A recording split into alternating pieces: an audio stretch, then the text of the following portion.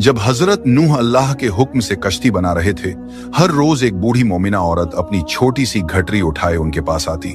वो कहती, ए अल्लाह के नबी, कश्ती कब रवाना होगी? हजरत नूह मुस्कुराकर फरमाते, अभी देर है, वक्त आने दो। वो औरत वहां बैठी रहती, पूरा दिन इंतजार करती, फिर शाम होते ही घर वापस चली जाती। यह सिलसिला कई दिनों तक चलता रहा।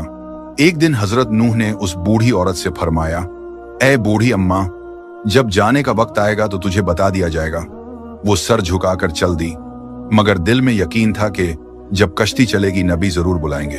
वक्त गुजरता गया, फिर अल्लाह का अजाब आ गया। जमीन पर तूफान बरपा हो गया, पानी हर तरफ फैल गया और हजरत नूह की कश्ती रवाना हो गई। लेकिन हजरत नूह उस औरत को बुलाना भूल गए। जाहिरी तौर पर ऐसा ही हुआ।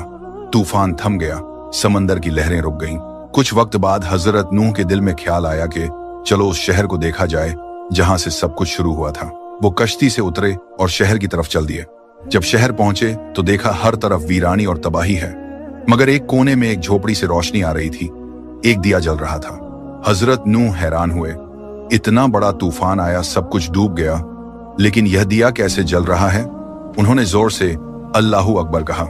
झोपड़ी का पर्दा उठा। वही बूढ़ी औरत घटरी उठाए बाहर आई और मासूमियत से बोली, या नबी अल्लाह, क्या कश्ती अब तैयार है? चलें? हजरत नूह की आंखें हैरत से फैल गईं। उन्होंने पूछा, ऐ बूढ़ी अम्मा, तुझे कुछ भी पता नहीं चला? औरत ने सादा दिली से जवाब दिया, क्या नहीं पता चला या नबी अल्लाह?